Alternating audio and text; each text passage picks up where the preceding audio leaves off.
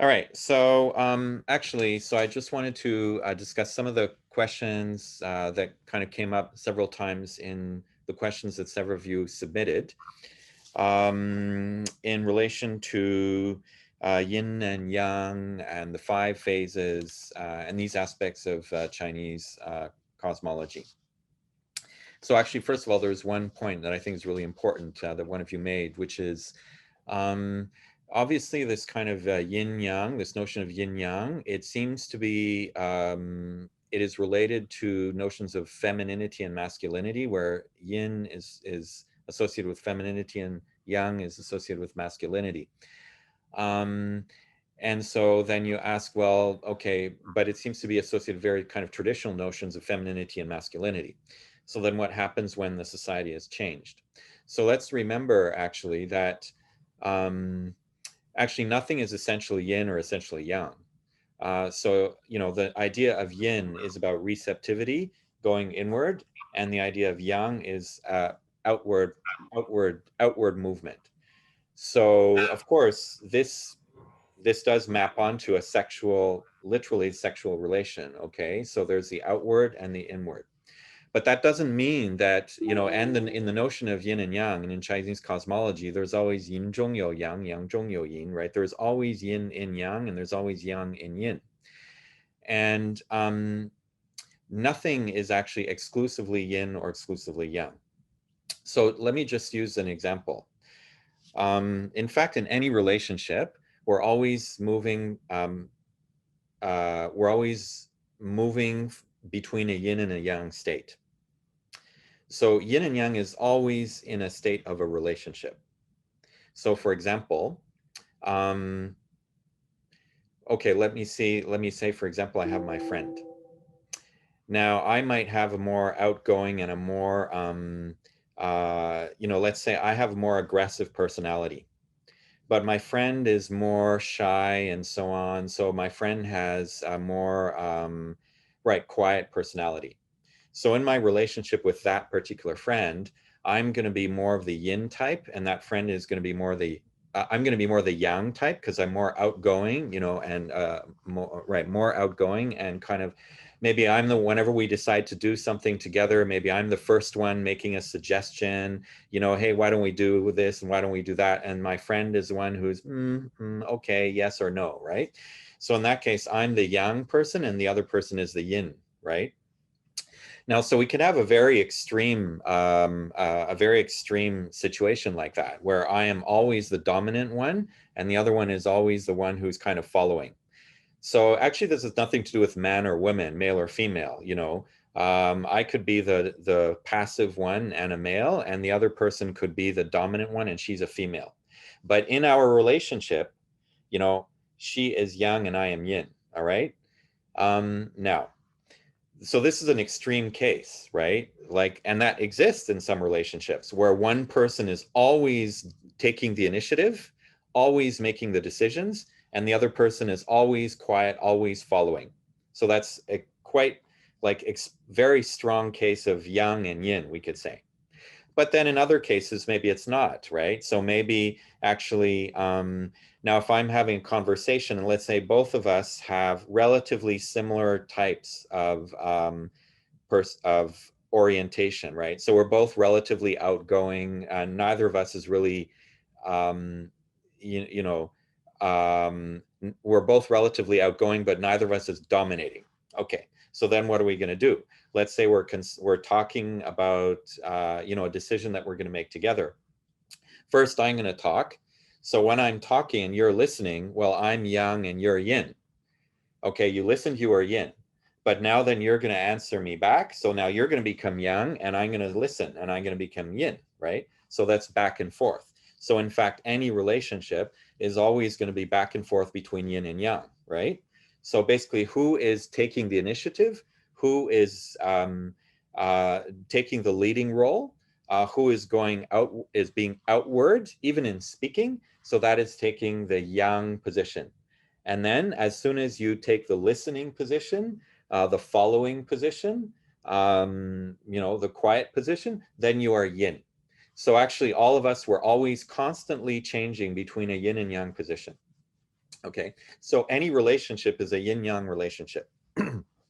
And then you can start thinking that, well, some people, their personality tends to be much more assertive in general, and other people tend to be much more less assertive in general. And so actually those two tend to it might be a good match, right? If somebody's really dominating in their personality, then they might have a hard time getting along with another person who's very dominating, right?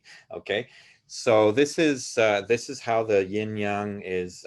It's always relational. It's always something that's relational. So then one of you asked, well then, so is yin and yang ever in conflict?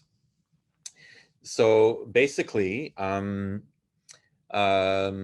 so under thinking in terms of yin and yang, then the issue of how do you deal with difference is not the same way that we often think about conflict. So as I said, if two people or two groups, if both of them want to take the yang position at the same time, then they will undoubtedly be in conflict, right? Or if both of them want to take the yin position at the same time, then not much is going to happen.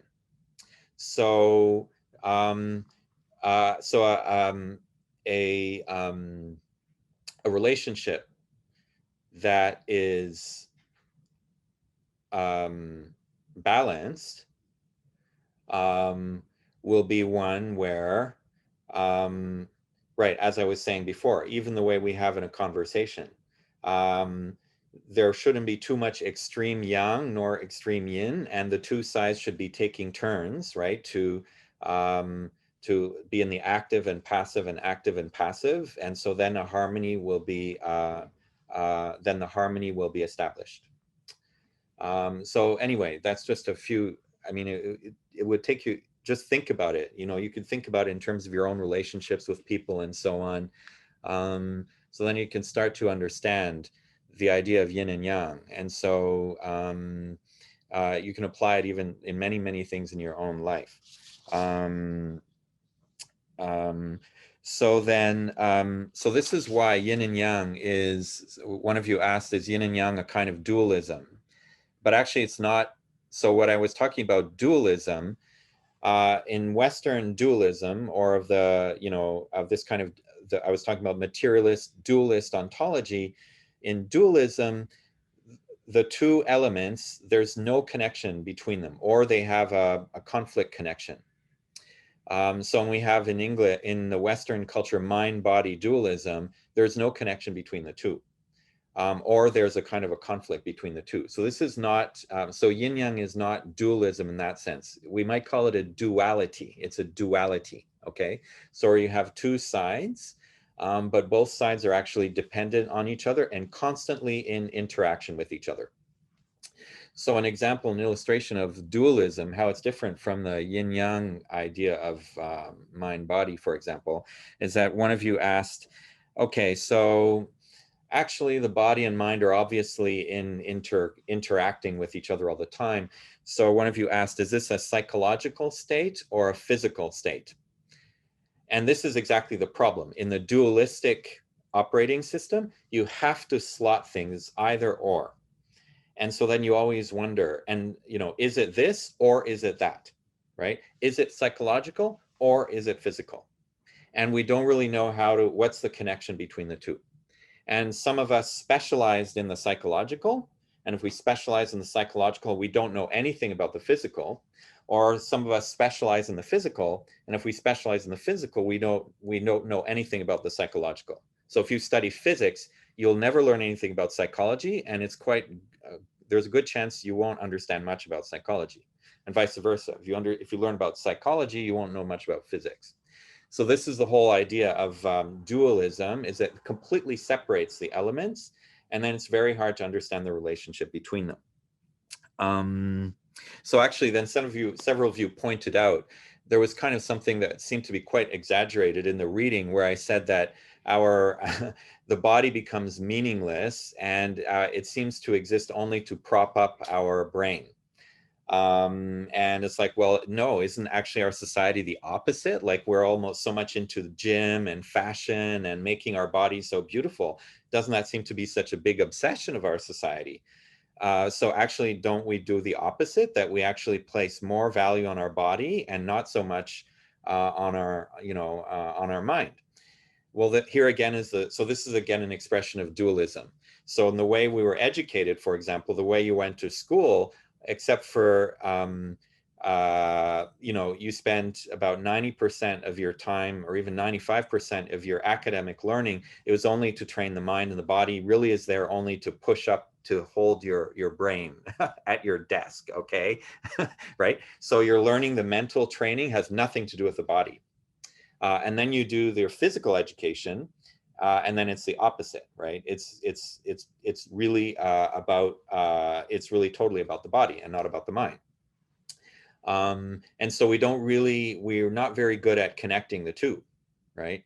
And actually, I learned that recently, for example, in many schools in mainland and maybe also in Hong Kong, that even the time allocated to physical education is almost nothing because the academic is so important, right? So you've got to train your mind. But then you go to the society, and the society is all about the body, right? So there's no real, the relationship between the two is quite, uh, somehow it's always either one or the other, right? And this is how our operating system works. You divide and then you focus on one and not on the other. And so this is the opposite of the, now the duality of yin and yang. So the good example of that, and I really hope you try out what I presented on the video about breathing, okay? Trying the breathing exercise. And if you try the breathing exercise also with moving the body, okay? Because here, this is yin and yang. It's like, breathe in and breathe out. So that's a duality, but it's not a dualism. There's no conflict between breathing in and breathing out. If you have a conflict between breathing in and breathing out, you're going to die, right? So one always turns into the other, right? The breathing in must lead to breathing out, and breathing out must lead to breathing in. And the other thing is, then when we do the breathing out and breathing in, especially if you follow with your mind, right? So if you do this mindfully, right, as a form of mindfulness, what's going to happen? So your mind follows your breathing, okay? So then your mind is following the breath. And so in a sense, your mind it's following what's going on in your body, okay? And actually your mind is aligning itself with the breath until the mind is also guiding the breath, right? So maybe, encouraging the breath to go a little slower and so on. So the mind is then connecting to the body until you can't really feel what's the difference between the mind and the body? You can't really distinguish anymore. You enter in this kind of relaxation and feel this kind of cloud inside yourself, or this kind of feeling where you're no longer in a distinction between the mind and the body. And so it's kind of the opposite, right? So in the dualism, you separate the mind and the body. And in the Chinese cosmology, you actually integrate the mind and the body. So these are two different operating systems. And I really want to emphasize that, because then, and I want to emphasize the idea of switching between operating systems. So it's just like your computer. At sometimes the iOS operating system might be better, and at other times the Windows operating system might be better. And so actually it's good to have both computers or both operating systems be able to switch. So similarly, these two operating systems, they both have their strength and they both have their weakness or their blind spot. And so it's good to understand both of them very well. Now, of course, this course, and you're only spending maybe a few hours every week just thinking about these different operating systems, that's not going to be, that's just only so little tiny bit. But what I'm encouraging you to do is to really try to understand, well, how does this operating system work? How does that operating system work? How can I get my mind into it? What is the benefit of this operating system, and what's the benefit of that operating system? And for one operating system, let's say animism, it would be really hard for any of us modern people to really see ourselves talking to, plants and things like that. Um, but even still, just in your mindscape, to imagine that, right? Because then it can still help you to absorb the benefit of that kind of operating system, and really try to see how that would change your relationship to the what exists in the world outside of you. Um, so that's our time. But if you want to stay any longer, just in the chat, in the Zoom video, for if you have any questions you want to ask me, I'll be hanging out here for if you want to stay and ask any other questions.